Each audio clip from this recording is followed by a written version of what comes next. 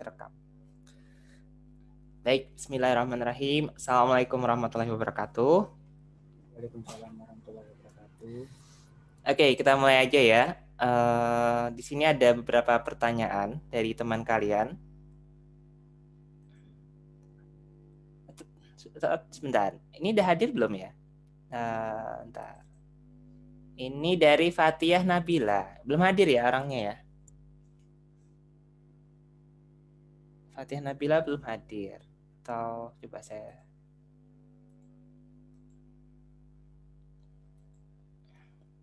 Ini yang ngajukan pertanyaan ada nggak nih? Zafran atau Dever Hambok?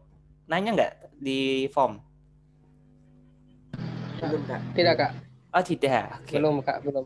Baik. Ya, Yes, ya. Oke, nggak apa-apa. Ya saya tapi nggak apa-apa ya saya bahaskan dari teman kalian yang bertanya. Atau kalian punya pertanyaan sendiri? Ya, Kak. Ya, bisa, Kak. Bisa, Kak, nggak apa-apa. Nggak apa-apa. Oke. Baik, saya sharekan dari teman kalian.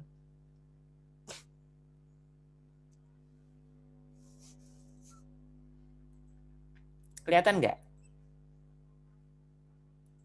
Kelihatan. Oke, baik.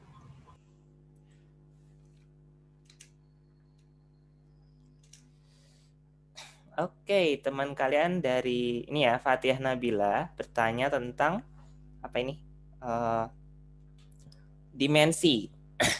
Ini bab 1 sebenarnya. Jadi di bab 1 pendahuluan itu selain besaran satuan, vektor juga membahas tentang dimensi. Meskipun sebagian dosen men-skip bagian ini, tapi karena dia bertanya, oke, saya jawabkan. Oke. Jadi kalau mau tahu apa namanya dimensi itu cukup dijabarkan ke rumus dasarnya. Yang kayak yang A ini ya, volume itu kan apa? Panjang kali lebar kali tinggi ya, atau rusuk kali rusuk kali rusuk. Ya, atau gampangnya gini aja lah, S kali S kali S. Oke, di mana sehingga bisa ditulis S pangkat 3 ya. Kemudian di mana? Kalau ditanya dimensinya, ya berarti otomatis langsung aja. Karena dia apa namanya? S pangkat 3 itu kan satuannya ya. Endingnya kan nanti apa? Ya, untuk S sendiri itu kan apa? Satuannya meter nih. Kan jarak ya. S itu kan jarak. S misalnya 1 meter. Satuannya meter atau senti terserah. Yang jelas dimensi S itu adalah panjang. Maka kalau ditanya apa dimensi volume, tidak lain adalah L pangkat 3. Ini adalah dimensi volume. Yang B, apa namanya? Dimensi massa jenis. Apa itu massa jenis? Massa dibagi volume. Nah, kalau ditanya dimensinya, oke, ya udah. Apa dimensi massa? Itu M besar. Apa dimensi volume? Tadi kita dapatkan dimensinya adalah L pangkat 3. Jadi jawabannya adalah M L pangkat min 3. Oh iya, mungkin ada yang bertanya, buat apa sih dimensi ini? Jadi dimensi itu gini, ibaratnya. Kalian pernah dengar istilah 2D, 3D, dan lain-lain ya? Atau dimensi, berpindah dimensi. Pernah dengar istilah kayak gitu? Pernah. Nah, jadi dimensi itu gini, hanya benda dengan dimensi samalah yang bisa dijumlahkan atau dikurangkan. Jadi kayak panjang, ya bisanya dijumlah sama panjang. Nggak bisa panjang sama waktu. Masa apa namanya meter ditambah 2 jam kan nggak nyambung kan, nggak bisa kan. Nah, jadi sama kayak apa namanya besaran-besaran ini. Hanya besaran dengan dimensi samalah yang bisa dijumlahkan. Karena nanti kita akan menjumpai beberapa besaran itu dimensinya sama. Yang artinya bisa dijumlahkan. Kayak maksudnya energi potensial, energi kinetik, dan lain-lain. Nah, contohnya seperti itu. Jadi itu manfaatnya dimensi. Oke, manfaat lain dimensi adalah kita bisa mencari ini rumusnya apa sih sebenarnya. Nah, jadi kalau soal Olimpiade SMA itu pernah bahas yang kayak gitu. Jadi dikasih tahu apa namanya misal gaya angkat udara bergantung pada ini. Tentukan rumusnya. Dengan analisis dimensi bisa. Oke, tapi itu mungkin pembahasan lain ya. Kalau mau dibutuhkan saya bahaskan, tapi kalau tidak ya nanti dulu. Kita fokus yang soal ini dulu. Oke, pertanyaan C, percepatan. Apa itu percepatan? Itu adalah kecepatan dibagi waktu. Lebih tepatnya apa namanya? Delta V per delta T. Tapi untuk analisis dimensi bolehlah V per T. Apa itu V? V itu tidak lain adalah S per T. Gitu kan? Oke. Nah, sehingga ini bisa ditulis sebagai S per T kuadrat. Nah, itu. Sehingga kalau ditanya berapa dimensi A, ya S itu adalah L. Apa ini? T kuadrat itu adalah T kuadrat. Sehingga bisa ditulis, bentar, ini saya minimize saja. Ini bisa ditulis L T min 2. Oke, sekarang pertanyaan yang D. Nah, ini saya kasih sekat-sekat ya. Usaha, apa itu usaha? Tidak adalah gaya dikalikan dengan perpindahan. Apa itu gaya? Massa dikali percepatan kali S. Maka kalau mau tahu dimensinya, berarti itu adalah M. Apa tadi A kita dapatkan? L. Saya tulis di sini aja ya, biar muat. T-2. Terus ini L. Sehingga ketika dijumlahkan semuanya, waduh, gak muat. Nah, gini aja, ke atas. Saya ganti warna. Sehingga jawabannya, dimensi dari W tidak lain adalah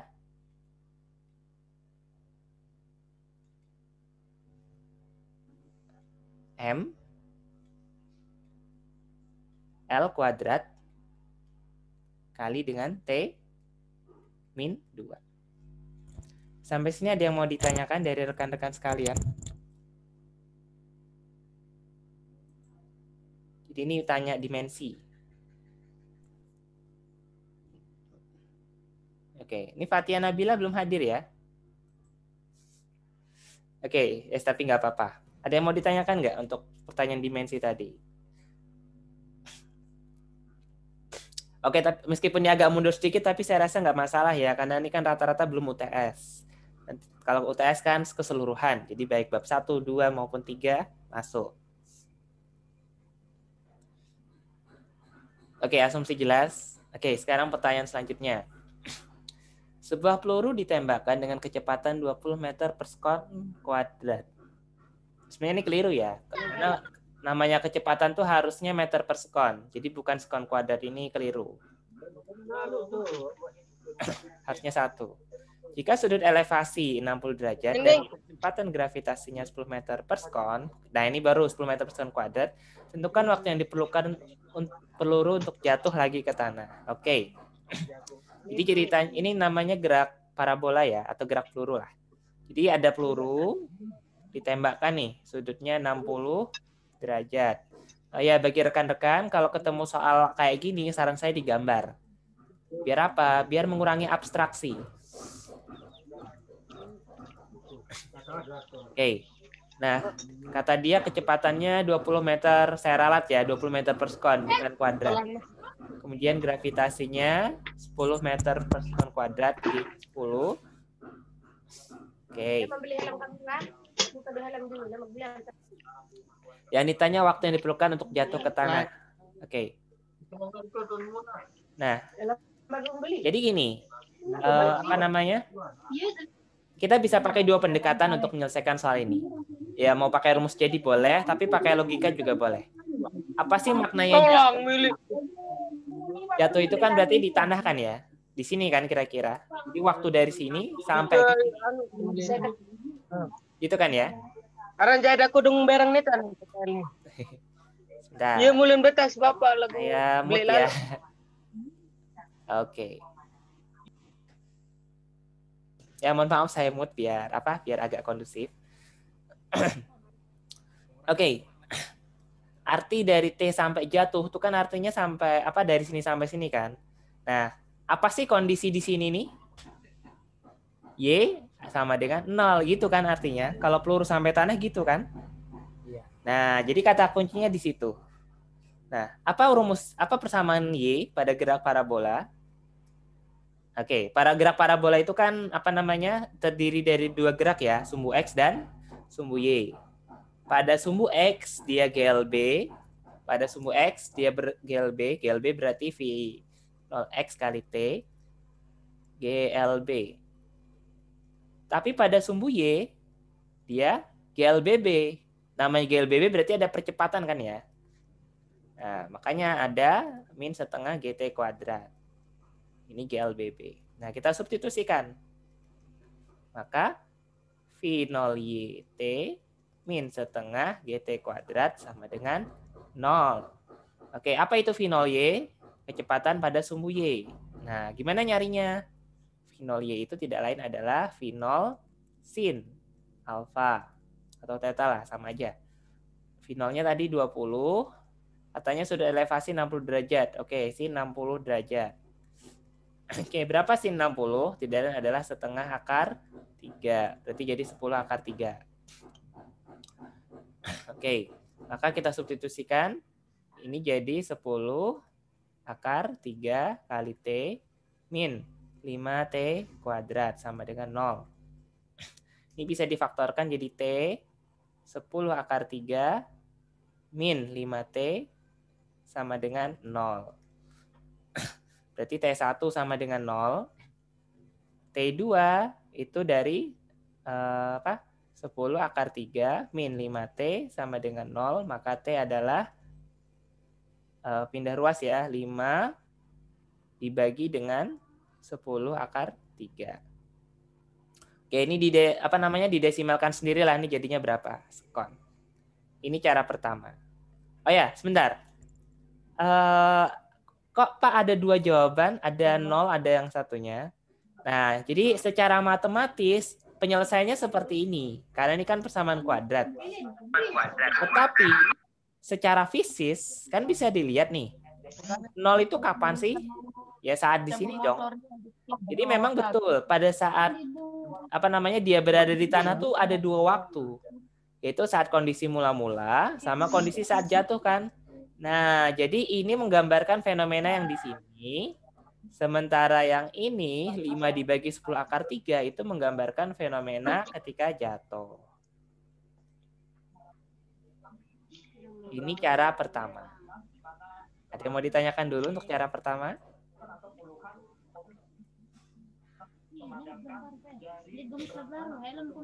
Oke, kalau tidak. Sepertinya tidak. Oke, baik.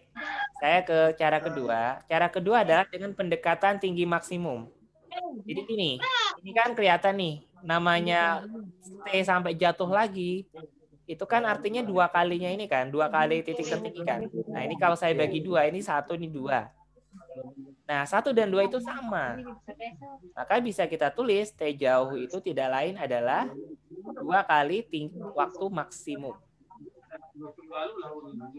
Pertanyaannya, kapan dia mencapai titik maksimum? Oke. Tmax. Oke, Tmax itu tidak lain adalah T ketika titik tertinggi. Di titik ini, itu benda nggak mungkin naik lagi kan? Nggak mungkin naik lagi. Artinya saat itu VY-nya sama dengan 0. Berarti, nah apa rumus VY? V0Y min GT. Maka Tmax itu tidak lain adalah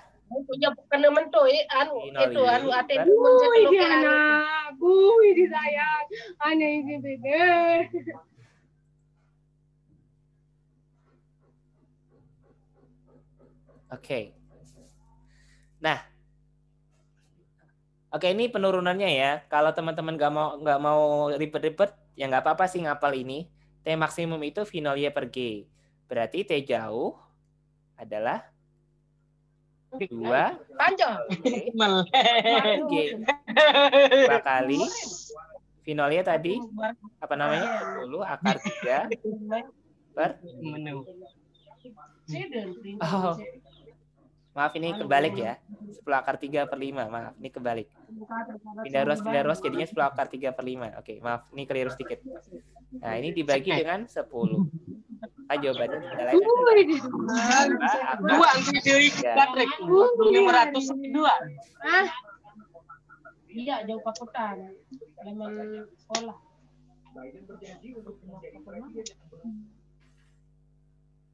Oke. Ada yang mau ditanyakan? Itu cara kedua ya kak ya? Kenapa? Itu cara kedua.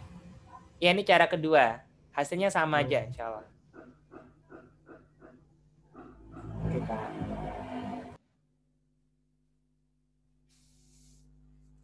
Baik. Kalau nggak ada pertanyaan saya lagi. Ini nanti filenya saya kirim lewat email, insya Allah. Kalau nggak email, lewat WA, insya Allah. Oke, selanjutnya. Sebuah benda jatuh dari ketinggian 100 meter.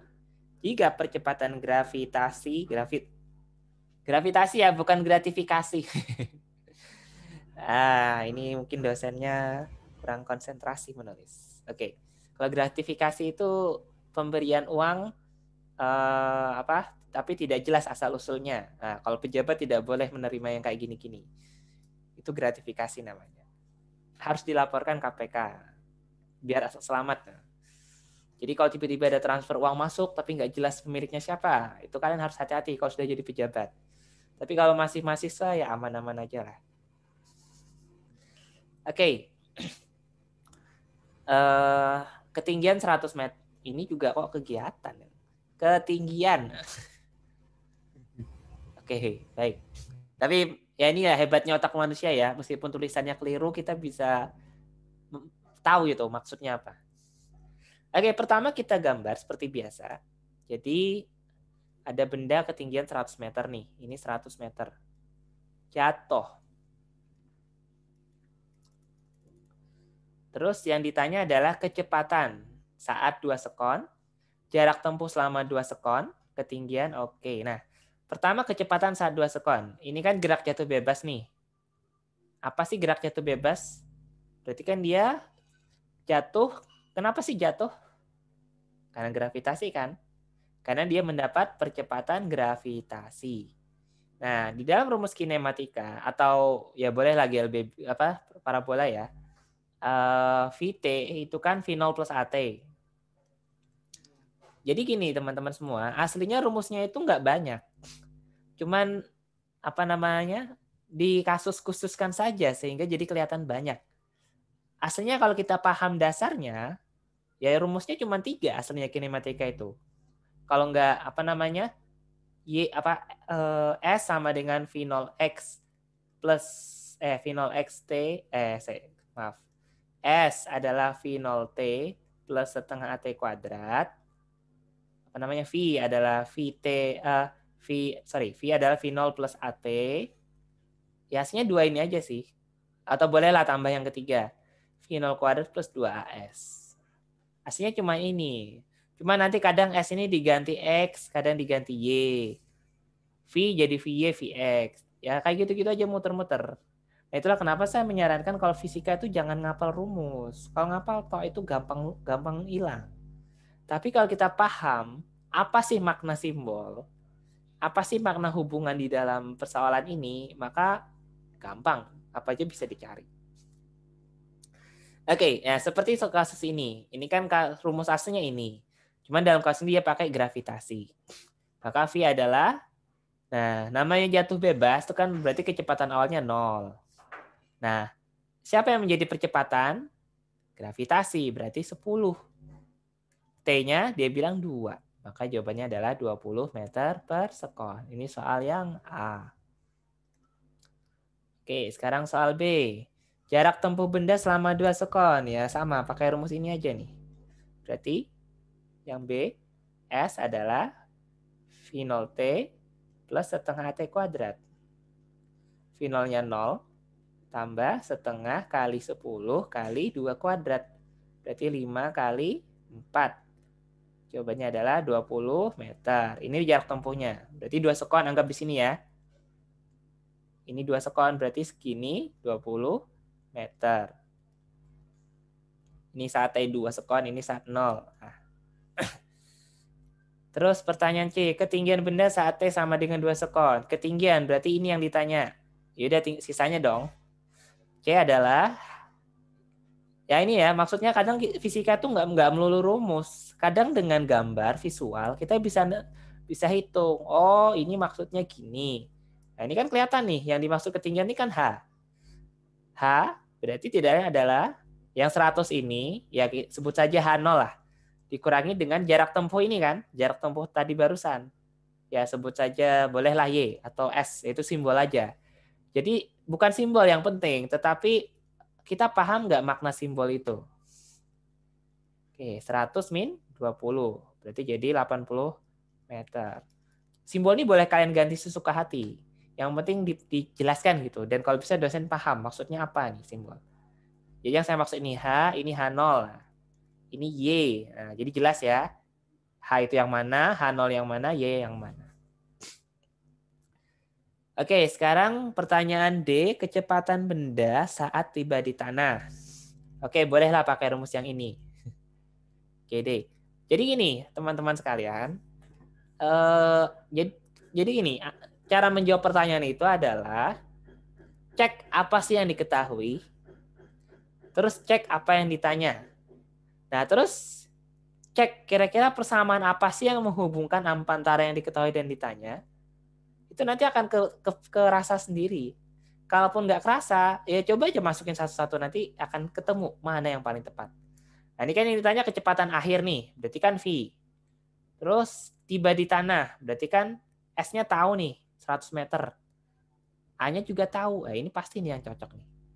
Jadi V kuadrat adalah V0 kuadrat kecepatan awalnya 0, tambah 2 gravitasinya 10, S jarak tempuhnya tidak lain adalah dari atas sampai tanah, berarti kan 100 dong. Kan jaraknya ini 100. Jadi V kuadrat adalah 2 kali 10 kali 100, 2.000. Berarti V adalah akar 2000 meter per sekon. Nah, ini akar sendirilah. Pertanyaan E, waktu yang diperlukan benda tiba di tanah. Oke. Nah, bolehlah kita pakai ini.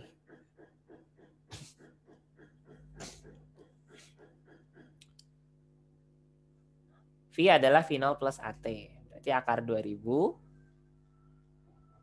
adalah V0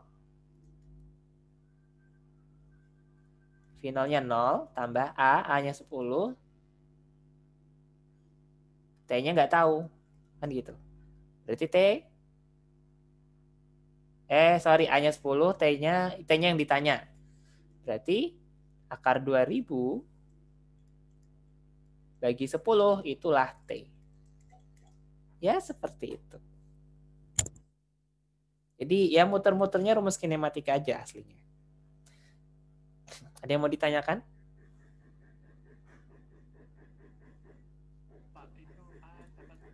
Ya? Hanya memang 10 ya. Sebentar, suaramu kurang keras, bisa diperkeras? A-nya itu dapat 10 ya, Pak. A-nya 10. Oh ya, A itu gravitasi. Gravitasi ini kan dari kasih tahu nih. Jadi A itu kan percepatan. Di mana dalam kasus ini percepatannya berwujud gravitasi. Seperti itu. Bisa dipahami? Coba. Oke, ada lagi yang mau ditanyakan?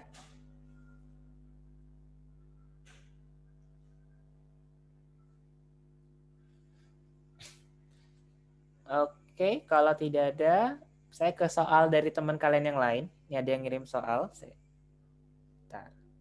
Saya stop share dulu.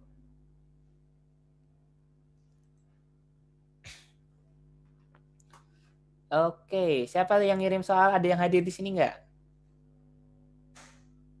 Ada yang merasa ngirim soal? Saya ngirim soal, Pak. Oh, Husnul Ulfa. Oke, saya coba lihat ya. Oke, Husnul Ulfa. Loh, tambah banyak yang ikut. Saya share lewat ini aja ya. Khawatir ada yang nggak mau join tapi nggak sempat saya kirim karena telat ngirim linknya. Saya.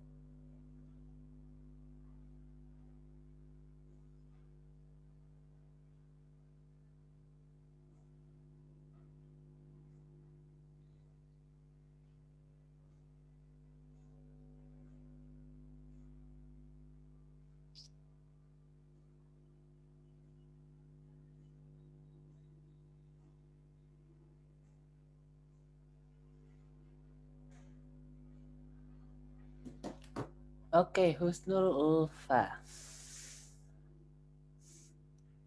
Kok nggak biru linknya ya? Nah, saya buka aja.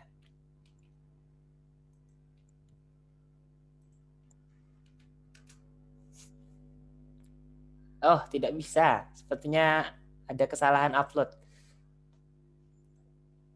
Ada lagi yang lain yang bertanya tapi belum saya jawab? Ada, sorry. Ada nih, ada, oke. UPI ya, Purwakarta. Iya, Pak. Oke, saya download dulu sebentar.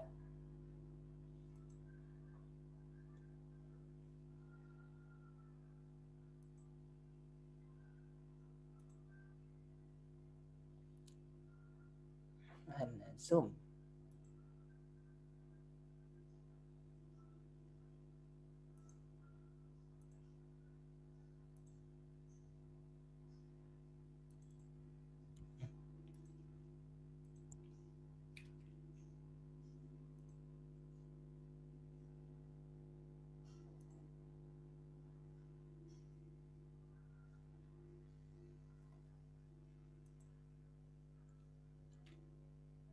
Kamu bertanya 3 soal ya? Oke.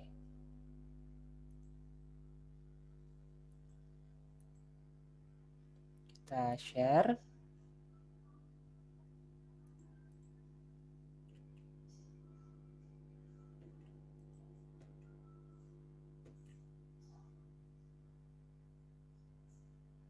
Kecilan ya. Kayak gini aja. Caranya.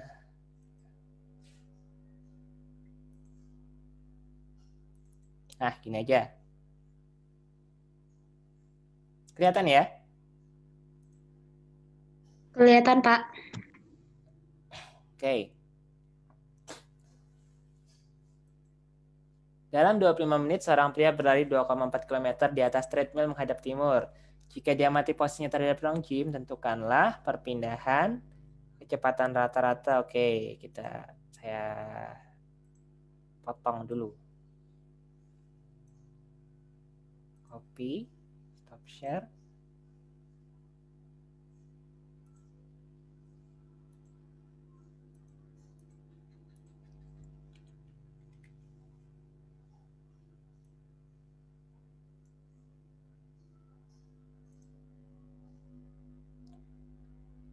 Terus share.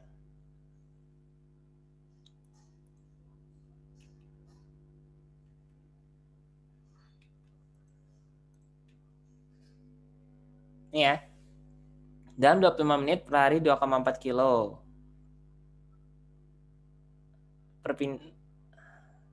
Oke. Di atas treadmill. Ini gampang sekali. Kalau treadmill kira-kira gimana? Orang yang tahu treadmill ya? Kalau treadmill kan orang berlari gini ya. Nah, meskipun dia telah berlari tulisannya 2,4 kilo, kira-kira dia ada perpindahan nggak tubuh dia? Tidak, Pak. Tidak, maka perpindahannya adalah 0. Karena definisi perpindahan itu apa namanya? Ya posisi akhir kurang posisi awal. Posisi akhir kurang posisi awal secara vektor. Jadi kalau misal gini nih, ada orang geraknya gini, ke sini, terus balik ternyata ke sini, maka perpindahannya cuma dari sini sampai sini. Ya inilah perpindahan. Nah, jadi di dalam kasus treadmill, ya udah perpindahannya otomatis 0. Sekarang pertanyaan B, kecepatan rata-rata. Apa arti kecepatan rata-rata? Itu adalah berapakah perpindahan dibagi dengan selang waktu. Karena perpindahannya 0 dibagi berapapun, ya tetap 0 jawabannya. Oke, itu untuk pertanyaan yang pertama. Oke, sekarang pertanyaan kedua, kita lihat lagi. Oke, saya potong lagi ya.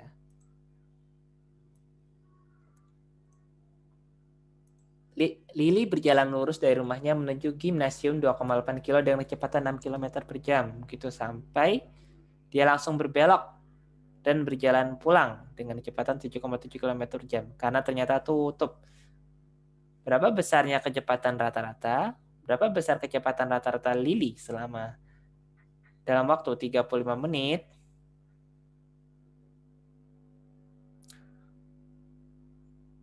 Oke, baik. Oke, saya paste dulu saya pindahkan ke PPT aja biar gampang dicoret.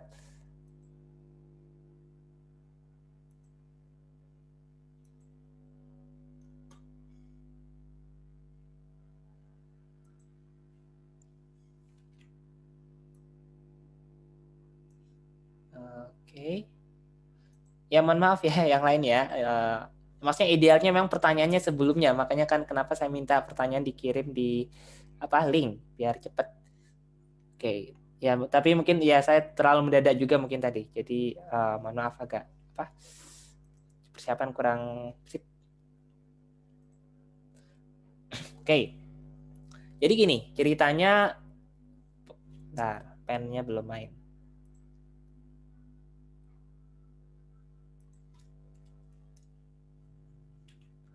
Nah, ini jaraknya 2,8 kilo nih. Dari sini, dari rumah ke gym. Ya, ini nggak tahu nih. Lili ini nama cewek ya? Nggak tahu nih, cewek suka nge-gym jarang-jarang. 2,8 kilo. Kecepatannya berapa nih? Waduh, ketutupan. Maaf ya, ini layar saya agak ada yang bolong sedikit.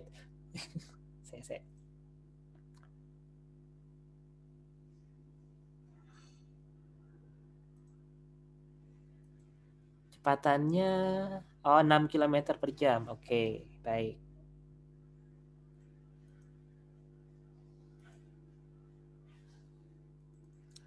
km per jam. V-nya 6 km per jam.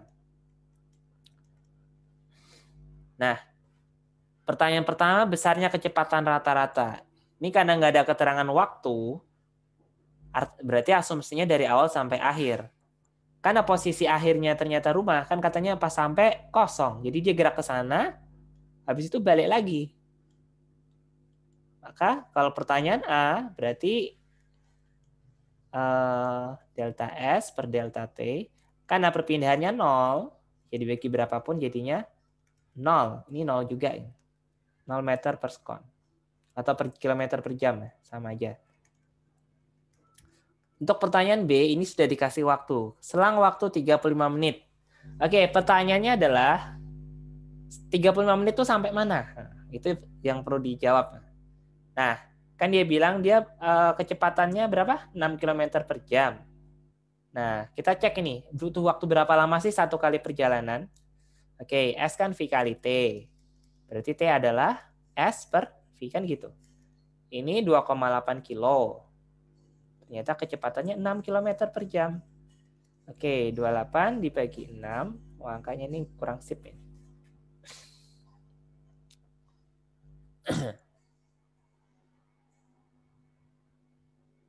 Berapa ini ya? Bentar, 2,4 bagi 6, 0,4. Terus, nah kita buat pecahan aja lah. 0,466. Bentar, kita buat pecahan aja. Oh, ya gini aja. 28 per 60 jam. Nah, oke. Nah, ini baru kita jadikan menit. Jadi gini, ini kan saya kali 10, saya kali 10. Oke. Nah, 1 jam berapa menit? 28 per 60 kali 60 menit, kan gitu. Berarti tidak lain adalah 28 menit. Oke, berarti dari sini sampai sini butuh waktu 28 menit. Nah, berarti kalau menit ke-35 berapa? Di mana posisinya? Nah, yaudah kita hitung aja dari sini ke sini. Sebenarnya udah kelihatan sih. Ini ke sini butuh waktu 28 menit. 35 itu kan berarti 28 tambah 7 ya. Oke, jadi gini perjalanannya. 1 ke gym 28 menit. Ke gym. Terus habis itu berarti balik lagi 7 menit pulang. Tapi tentu belum sampai. Nah, Nah, 7 menit ini berapa jauh? Nah, kita hitung aja. Berarti S adalah V kali T. Berarti 6 km per jam kali 7 menit. Nah, ini main satuan ya. Jadi ini kesulitannya di ngecek satuan. Meskipun sebenarnya ada cara lain sih yang lebih gampang. Tapi nggak apa-apa, ini saya tuliskan dulu aja. 6 kali 7 per 60 lah. 7 per 60. Berarti kenapa 7 per 60, Pak? Nah, kan 7 menit. Nah, ini kan 6 kan kilometer per jam. Maka waktunya saya ganti per jam juga. Makanya 7 menit ini, 7 menit sisa ini, saya ganti per jam, biar sama gitu. Jadi ini tidak lain adalah 0,7 kilometer. Berarti saya ganti warna aja, biar gambarnya agak gampang dipahami. Nah, berarti dia balik ke sini, dalam waktu 7 menit itu menempuh 0,7 kilometer. Nah, ini kan 2,8. Berarti berapa sisanya? 2,1 gitu kan logikanya. Nah, berarti bagaimana ngitung kecepatan rata-rata? V rata-rata adalah delta S per delta T. Perpindahannya 2,1 tadi, 2,1 km. T-nya 35 menit. Nah, 35 menit itu kalau dijadikan per jam berarti 35 per 60 ya. Jadi gini, kita harus konsisten dengan satuan. Kalau pakai kilometer per jam, berarti semua dijadikan kilometer per jam. Oke, kalau susah membaca ini berarti 21 bagi 35 kali 60. Nah, kira-kira gitu. Oke, coret-coret. Ini bagi 7 jadi 3, ini 5. Oke, coret-coret jadi 12. Dapatnya 30. Ini ada komanya ya, maaf, ada komanya. Berarti jadinya 3,5 km per jam. Oke, ada yang mau ditanyakan?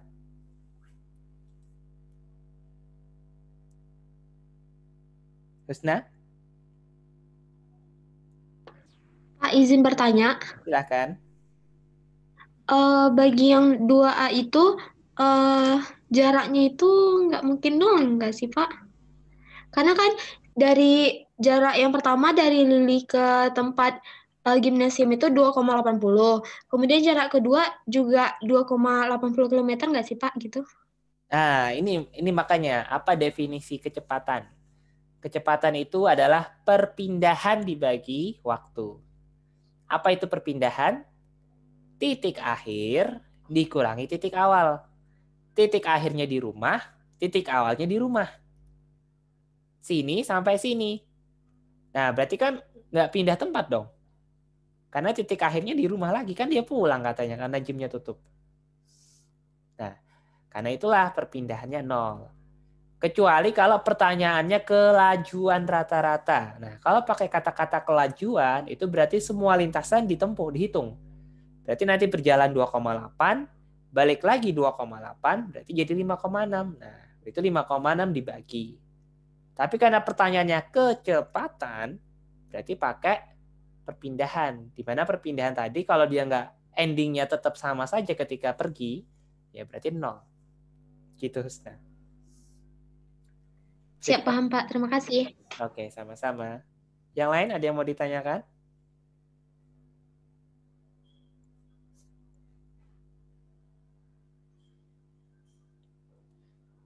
Oke, kalau tidak kita ke soal ketiganya, Husna. Apa tadi? Merpati.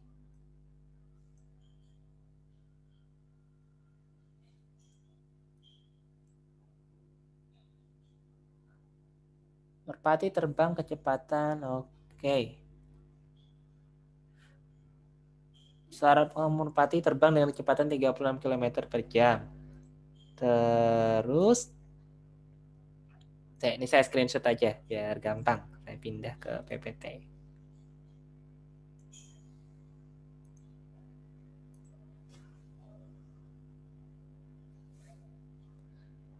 Stop share.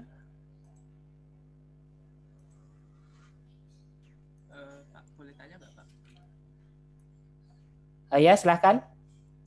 Tadi yang waktu untuk pulang berarti carinya sama waktu yang untuk berangkat ya Pak?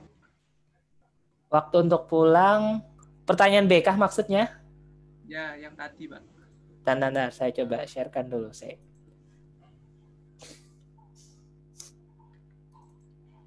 Gimana? Tadi yang waktu untuk pulang mencarinya sama kayak waktu untuk berangkat ya Pak? Waktu untuk pulang. Jadi gini, ini kan soalnya udah dikasih tahu nih, 35 menit. Ya Pak. Nah, tadi kan kita udah hitung nih. Untuk satu perjalanan itu ternyata butuh waktu 28 menit. Nah, jadi 35 menit itu belum sampai rumah. Jadi kalau dikatakan apakah dia pulang, ya memang sudah perjalanan pulang, tapi belum sampai rumah. Oh, Nah, karena nggak sampai rumah, kita cek dulu di mana posisinya di menit ke-35 itu. Makanya kita hitung kayak gini, pakai S adalah Vicality. Kecepatannya kan ya, oh ada kecepatannya baru, maaf. Aduh, saya salah lihat ini. Astagfirullah. Oke, revisi ya. Ini diganti nih. Jadi apa namanya? Ini kan saya tulis 6 nih. Berarti ini harus diganti dengan 7,7. Oke, maaf saya keliru karena dia ternyata berubah. Berarti ini nanti diganti ya. S-nya ini pakai 7,7. Oke, berarti ini coret ya. Ganti.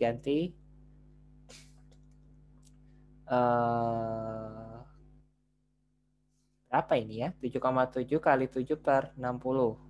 Ya kalian hitunglah pakai kalkulator berapa ini angkanya. Nah, kalau sudah ketemu angkanya berapa, nanti dapat ini. Nah, ini berarti nggak, apa namanya, tidak 0,7 lagi, ini keliru ini. Nanti harus dihitung, ini dapat berapa. Dapat berapa. Nah, berarti nanti ngitung S ini tidak lain adalah, apa namanya, delta S itu 2,8 dikurang ini. Dapat berapa nih? Nah, nanti kalau udah dapat angkanya berapa, taruh di sini. Ini keliru ya, coret. Nah, nanti kalau udah ketemu, nanti ketemulah berapa kecepatan, apa namanya, rata-ratanya. Oke, terima kasih. Apa namanya, saya jadi apa, baru kelihatan gitu. Ternyata ada kecepatan baru. Oke, tapi ini teknis matematis ya. Tapi konsepnya adalah kita ngecek di mana posisinya saat menit ke-35 itu. Bisa dipahami? bisa Pak. Oke, baik. Kita lanjutkan. Merpati terbang dengan kecepatan 36 km per jam di antara dua mobil yang bergerak jalan lurus. Oke, jadi ini ada dua mobil nih. Merpatinya di atas. Ini kecepatannya 36 km per jam. Terus mobil pertama,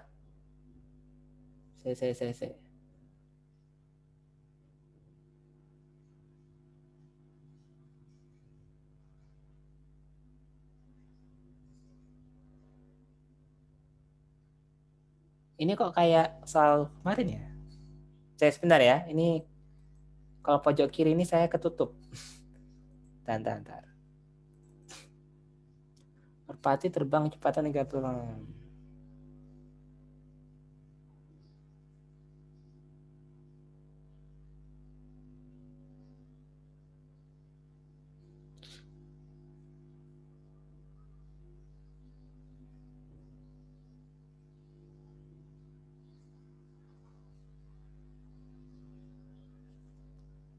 Oh, satu sama lain. Baik. Berarti ini berlawanan arah ya. Oke, maaf. Pen saya jatuh. Oke, baik.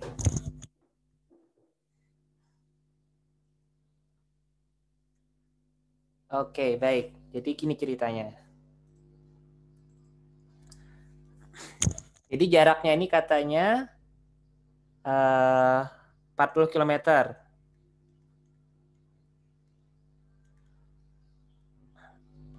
Bergerak satu sama lain. Terus yang pertama 16 km per jam. Ini ke sana nih, 16 km per jam. Terus yang mobil kedua ke sana. 25 km per jam. Pada saat mobil bertemu, berapa jarak totalnya?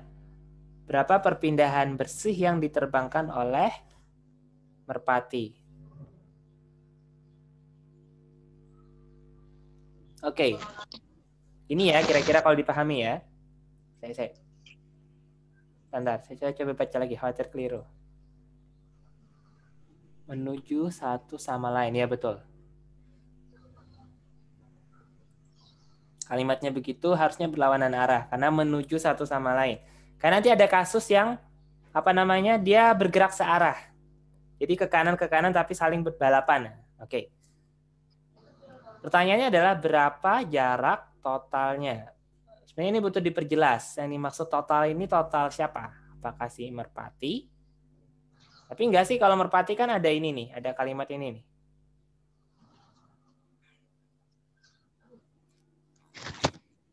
Jarak total yang mana ya? Oke, asumsikan yang bawah ini aja lah.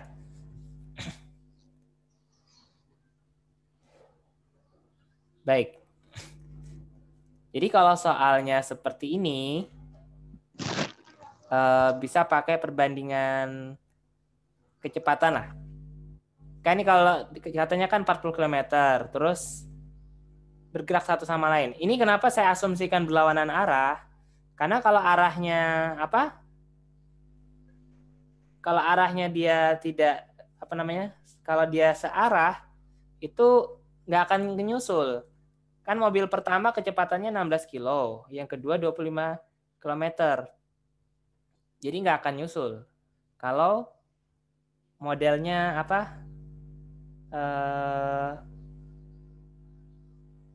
searah gini. Oke. Sebenarnya ini saya nggak tahu ini soal terjemahan atau soal pribadi. Karena kalau sebenarnya saya pernah ngerjakan soal seperti ini, tapi soalnya nggak kayak gini. Dalam artian dia dibalik. Jadi soal yang pernah saya kerjakan itu, merpati terbang di atas mobil. Ini 16. Terus yang di sini 25. Jaraknya sama 40 km. Tapi bergerak ke sana. Soalnya bahasa Inggris ingat saya.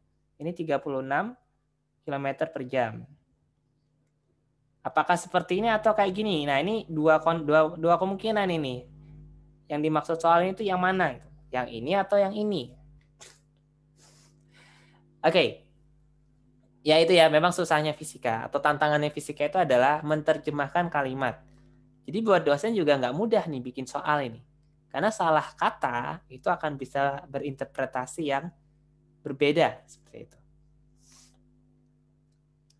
Nah, tapi gini, konsepnya adalah misal yang ditanya jarak total itu jarak mobil A dan mobil B, berarti pakai persamaan ini. Nah, ini kan kelihatan nih jaraknya kan 40 km. Jadi kalau misal dia nempuh jarak segini S1, ini S2, dijumlah pasti 40 kan? Maka konsepnya adalah S1 tambah S2 sama dengan 40 km. Ini pakai V1 T1 tambah V2 kali T2 sama dengan 40 km. Ini katanya 16 km per jam. Ya, ini kan satuannya udah sama semua nih. Ya biarin aja dalam kilometer per jam. Kali T. Ini kan barengan. Maka T1 sama dengan T2. Tambah 25T sama dengan 40. Maka 41T adalah 40. Maka kita peroleh T-nya adalah 40 per 41 jam. Ketemu jam, maka kita bisa nyari S1 atau S2. Misal nih maksud jarak totalnya tuh S1 nih. Ini kan perlu diperjelas total yang mana. Nah, kalian tulis dua-duanya aja. Kalau ini maksud S1 berarti V1 kali T1. Berarti 16 dikalikan dengan 40 per 41. Nah, ketemu kilometer. S2 ya satunya. Dah seperti S2 berarti V2 kali T2. Berarti 25 dikalikan dengan 40 per 41. Pertanyaan C, berapa perpindahan bersih yang diterbangkan oleh merpati? Ya, kalau perpindahan bersih berarti dari posisi dia sampai posisi akhir. Nah, ini butuh diterjemahkan lagi. Perpindahan bersih itu relatif apa? Apakah relatif terhadap mobil satu, ataukah relatif terhadap bumi? Nah, ini juga harusnya diperjelas sama dosennya yang buat soal nih. Kalau ketemu soal kayak gini, dosennya nggak memperjelas, ya kalian tulis dua-duanya.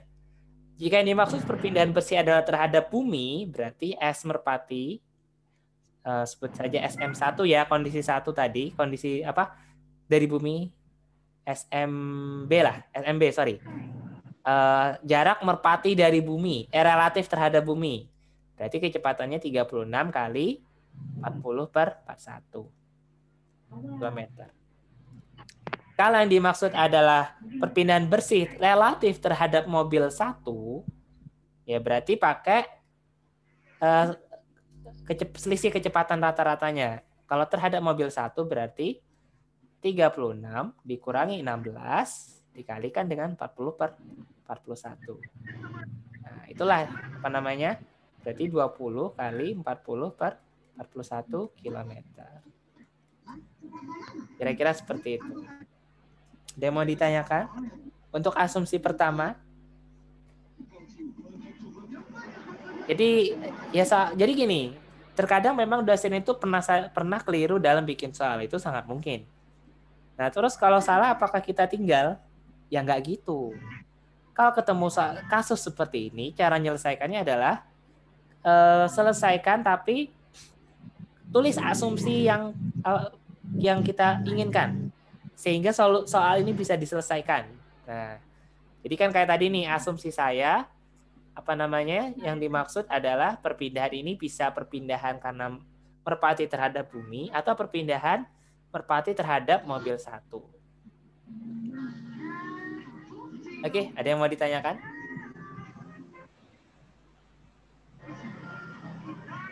Yang tadi merpati terhadap bumi itu asumsi pertama si merpatinya itu sendiri ya Pak? Betul, asumsi merpati sendiri. Perpindahan bersihnya itu terhadap posisi awal merpati itu. Jadi nggak ada efek mobil di bawahnya. Mobilnya nggak berpengaruh ya Pak berarti? Iya betul. Kalau kata-kata perpindahan bersih itu relatif terhadap bumi. Iya Pak. Oke. Terima kasih Pak. Sama-sama.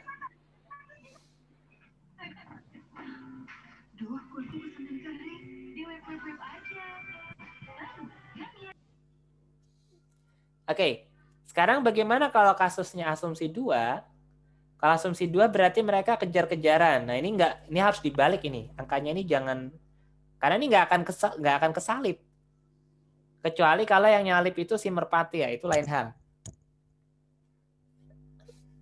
Maksudnya saya pernah ketemu soal seperti ini. Oke. Oke, saya di slide baru aja lah.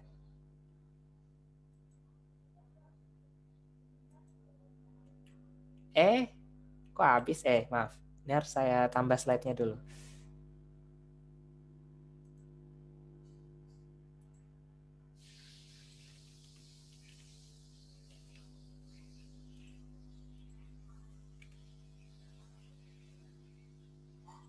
Oke, saya share. Nah, gimana kalau soalnya saya rubah? Jadi kalimatnya adalah, ini asumsi kedua. Asumsi kedua adalah mobil ini satu arah, di mana merpatinya oke lah 36.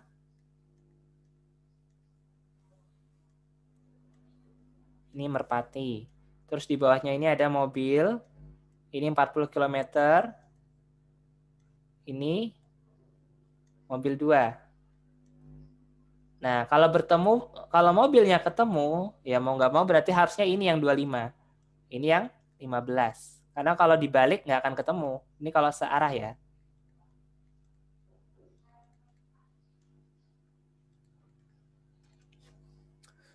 Nah, gimana kalau kayak gini ceritanya? Oke, pertama tetap sama ya. Kita cari kondisi ketika mereka bertemu. Kalau bertemu berarti oke, ya kalau digambar kira-kira nanti apa namanya? Ya gini aja lah, saya tarik ke bawahnya. Berarti anggaplah di sini ketemu. Berarti si benda mobil satu ini berjalan sejauh ini, mobil kedua sejauh ini. Oke.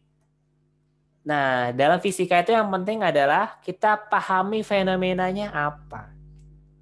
Lalu, apa persamaan fisika yang bisa menggambarkan fenomena itu? Nah, itu tantangannya fisika. Jadi fisika itu kan memang gitu ya. Bagaimana memahami suatu fenomena alam, terus dan hubungannya dengan fenomena lain dalam persamaan matematika. Pak ngapain? Iya, kok susah Pak dibuat matematika, susah ngitung. Ya sebenarnya apa ya? Ya esensi fisika itu kan kenapa sih perlu dihitung Pak yang kayak gini-gini? Kan nggak jelas gitu. Nah, aslinya ini kan sebenarnya contoh sederhana. Contoh dalam artian salah satu kan alam semesta ini begitu kompleks. Kalau kita suruh neliti yang beneran, itu luar biasa susahnya. Makanya dikasih soal-soal ya mendekati lah. Kenapa perlu dihitung? Ya biar bisa dikendalikan. Karena kalau tidak terhitung, itu nggak bisa dikendalikan. Kayak rice cooker. Kalau yang bikin rice cooker tuh nggak ngitung berapa suhunya, gimana stopnya, ya pasti nggak akan jadi nasi. Sama kayak motor. Kenapa bisa 40 km per jam kayak gini? Ya karena dihitung. Nah itulah kenapa dalam fisika itu ada hitungannya. Oke, kembali. Nah, kita lihat. Kalau terjadi ketemu seperti ini, fenomenanya apa sih? Nah, ternyata fenomenanya tidak lain adalah posisinya sama, gitu kan? Posisi sama. Posisi mobil 1 sama dengan posisi mobil 2, kan gitu. Kalau ketemu. Kalau nggak sama kan nggak ketemu kan? Logikanya kan gitu.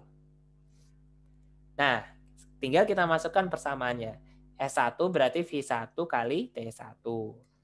S2 karena dia punya posisi mula-mula, kan dia ngepor nih 40 km. Makanya harus ada posisi awal dulu 40, baru ditambah dengan V2 kali T2. Oke, sebelum matematis lebih lanjut, ada yang bingung nggak tentang konsep ini? Karena konsep ini setengah dari penyelesaian. Nggak paham ini, yang di bawah nanti ya tambah bingung. Kenapa jadi S1 sama dengan S2 kalau mereka bertemu? Paham nggak? Atau bingung? Kan searah ya Pak. Betul, ini kalau asumsi searah. Kalau searah berarti posisinya sama. Kalau yang kasus sebelumnya kan berlawanan arah. Kalau berlawanan arah berarti kalau di total S1 dengan S2 hasilnya 40. Bisa dipahami nggak yang ini? Bisa sih. Bisa, oke. Nah, kalau sudah baru kita masukkan persamaannya. 25 kali T sama dengan 40 tambah V2-nya 15 kali T. Nih, asumsinya barengan nih. Nanti kalau ada soal yang nggak barengan, berarti harus disesuaikan T-nya. Oke, kita masukkan berarti 25T sama dengan 40. Langsung aja ya, 25T min 15T. Pak, tadi yang mobil 1 sama mobil 2 kecepatannya terbalik, Pak. Iya, betul. Ini saya balik. Karena kalau nggak dibalik, ini nggak akan ketemu. Gimana ceritanya 15 km bisa nyalip 25 km per jam? Mungkin nggak? 16 tadi, Pak. Ya, 16, maaf. Kalau dibalik, kira-kira mungkin nggak nyalip? Ini 16? Nggak mungkin. Nggak mungkin. Maka saya balik. Jadi gitu ya. Jadi kita sebagai mahasiswa tuh boleh nakal, ngubah-ngubah soal. Dengan catatan logis. Pak. Ya? Ya, nggak mungkin. Ya, ada apa, Dever? Oh, mungkin kepencet ya. Oke. Jadi gitu ya, kalau memang soal dirasa tidak logis, kita boleh ngutak-atik sendiri biar bisa diselesaikan. Bilang di dosen, karena tidak mungkin tersalib, maka asumsi di soal yang dimaksud adalah mobil 125, mobil 2 16. Seperti itu. Ya ini 16 ya. Berarti dikurang jadi 9T sama dengan 40, maka T-nya adalah 40 per 9 jam. Nah, kalau udah ketemu T, yang lain ketemu. Nyari S1 tinggal substitusi. Nyari S2 tinggal substitusi. Nyari merpati ya tinggal substitusi. Kayak soal tadi. Ada yang mau ditanyakan? Sampai di sini? Atau mau nanya soal lain juga boleh.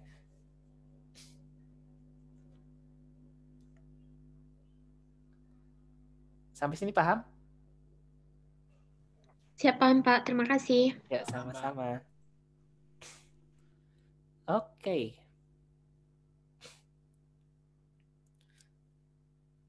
Sebentar, ini ada lagi nggak yang bertanya tapi belum saya jawab soalnya? Saya prioritaskan yang hadir dulu aja. Ada berapa? Ya? Saya, Pak. Siapa namanya? Katan Muhammad Faras. Oh, kamu sudah ngirim soal ya? Udah, Pak. Oke, saya coba cek dulu. Katan.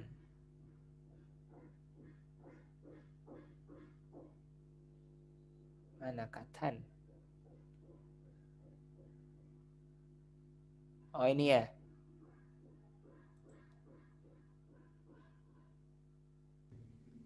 Kalau nggak salah itu tentang usaha dan energi, Pak. Oh iya ya, dah ketemu. Oke. Ini 10 soal ya? Oke, kita bahas yang prioritas ya. Kayaknya nggak nutut kalau bahas 10 soal ini. Bentar, mana tadi?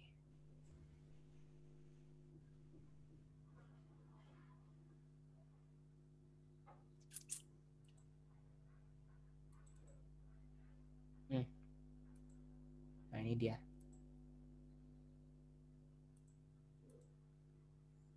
Share yang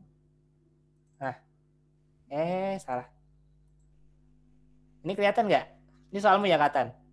Iya, Pak. Oke, mau yang mana dulu nih? Nomor 1 sudah sih, Pak. Yang mana yang belum aja, terserah. 2 sama 3, Pak. 2 sama 3. Oke, kita mulai yang nomor 2 dulu ya. Saya potong dulu, pindah ke PPT.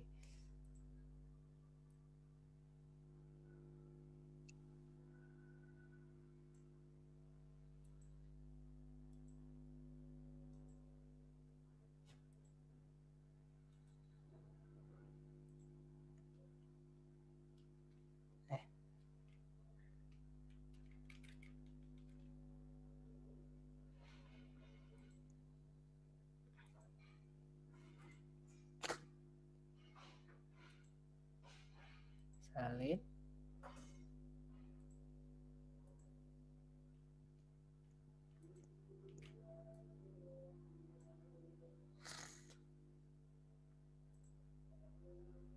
Share.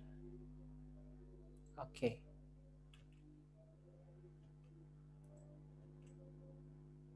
Ini ya.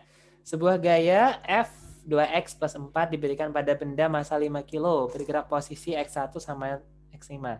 Berapa usaha yang dikerjakan? Oke. Aslinya rumus W usaha itu kan kalau dulu SMA dapatnya F kali S ya. Dulu kan gini aja ya. Ini kalau F-nya konstan, posisinya lurus ya kayak gini. Tapi kalau F-nya berupa persamaan gimana, Pak? Ini kan artinya F berubah terhadap X nih. Maka kita pakai integral. Integral F dx. Pertamanya kita masukkan 2x plus 4 diintegralkan terhadap dx. Nah, apa integralnya? Nah, tidak lain adalah x kuadrat plus 4x. Ya, aslinya plus c sih, tapi karena dia sudah ada batasnya, dari x sama dengan 1 sampai x5, ya cukup tulis 5 sampai 1. Berarti kita masukkan,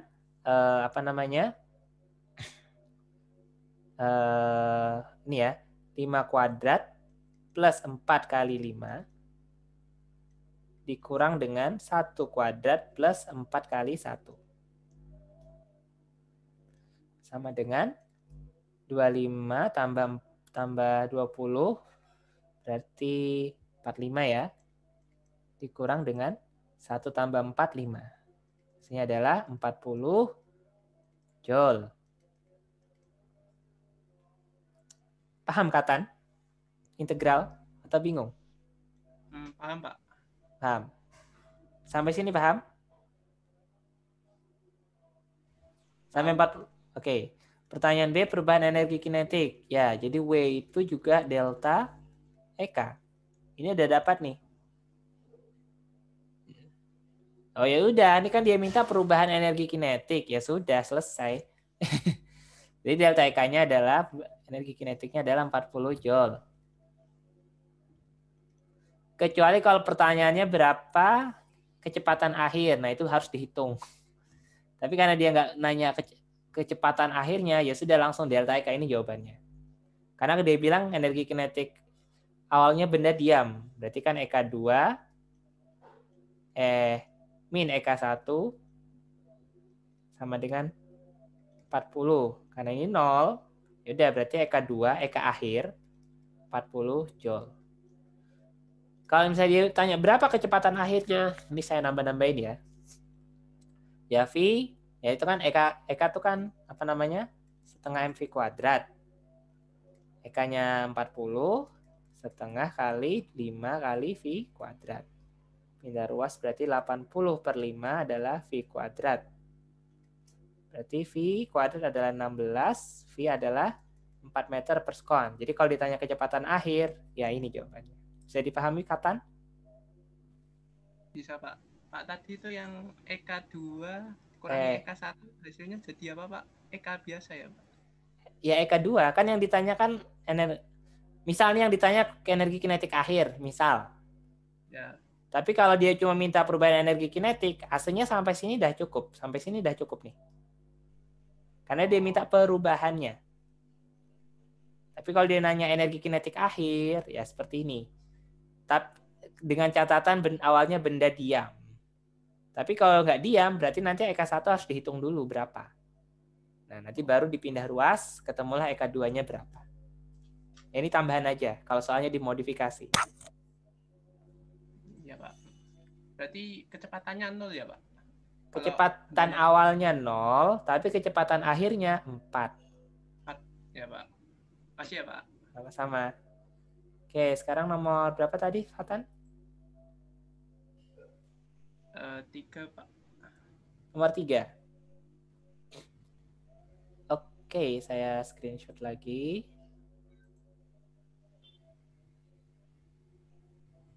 Nah, ini agak repot ini. Oke, kita potongnya gini aja nih.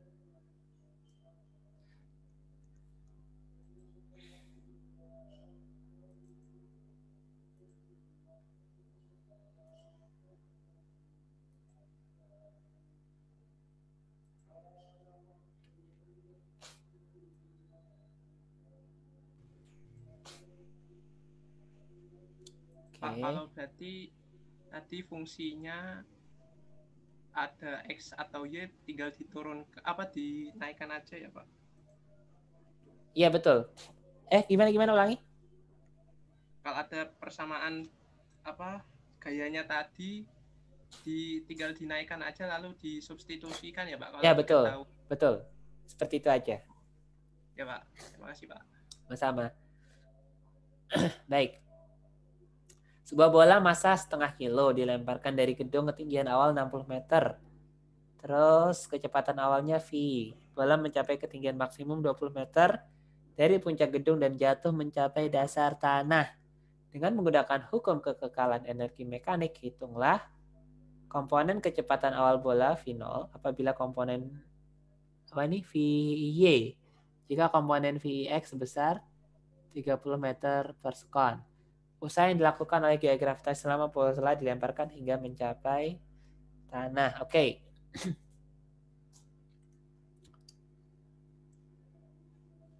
Kita lihat. Pertama cek dulu apa yang diketahui. Yang diketahui adalah massanya 0,5. Terus H0 60 ya. Oke. Kecepatan awal nggak tahu nih. VI berapa? Ini masih nggak tahu. Terus sampai di puncak. Ya oke. Oh, Hmax-nya tahu. Hmax-nya 20 meter.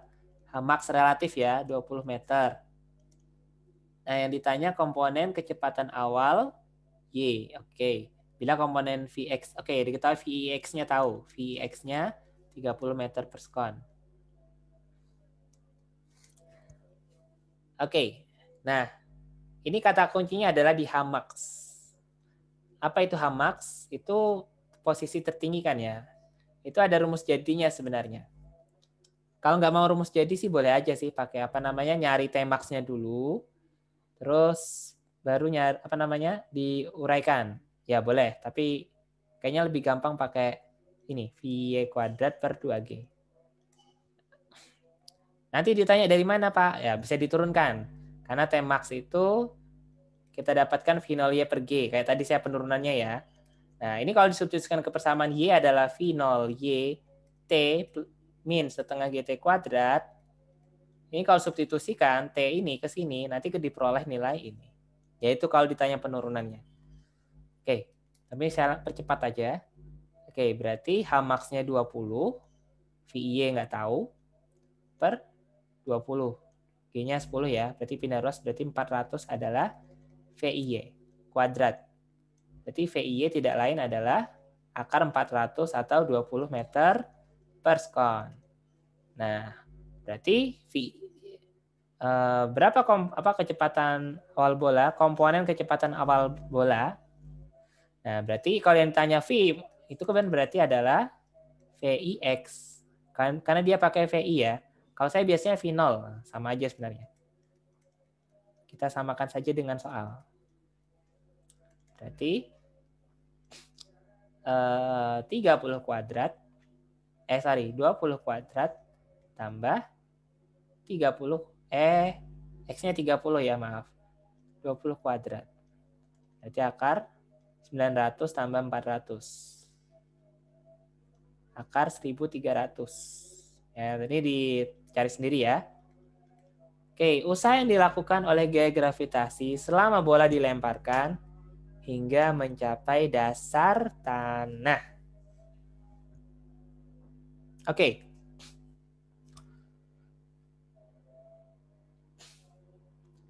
Usaha, apa itu usaha? Yaitu bisa pakai sebenarnya bisa saja pakai perubahan energi kinetik. Tapi kelamaan. Lebih gampang pakai gaya gravitasi dikalikan dengan perpindahannya. Ini kan kelihatan nih. Kan perpindahan akhirnya adalah dari sini ke sini kan. Oke, ya pakai itu aja. Yaitu pakai gaya gravitasi, F gravitasi kali dengan perpindahannya, S. Nah, gaya gravitasi kemana arahnya? Ke bawah kan? Berapa besarnya? M kali G kan? Oke, M kali G. Sekarang perpindahan netonya itu berapa? Dari awal sampai akhir. Ketinggiannya. Karena kita bicara sumbu Y. Kan gravitasi kan sumbu Y. 60 kan? Nah itu. 60. Berarti 0,5 kali 10 kali 60. Nah, inilah usaha gaya gravitasi. Berarti 5 kali 60. Jawabannya adalah 300 Joule. Nah, ini cara paling mudah menghitung usaha gaya gravitasi. Bisa dipahami? Karena definisi usaha itu kan gaya kali perpindahan. Kita bisa pakai definisi itu. Lebih mudah daripada menggunakan definisi perubahan energi kinetik. Karena nanti harus ngitung lagi berapa energi kinetik akhirnya, berapa energi kinetik awalnya, baru dikurang. Nah, itu kelamaan. Lebih gampang ini. Bisa dipahami, Katan? Bisa, Pak. Oke, baik. Sudah, Katan? Sudah, Pak. Sudah, baik. Saya pikir cukup ya untuk hari ini. Insya Allah saya coba istiqomahkan setiap minggu sore aja ya. Kalau Sabtu malam kayaknya saya kecapean. Malam itu kadang ngantuk apa gitu. Kayaknya anak-anak sore. Baik, saya pikir itu dulu.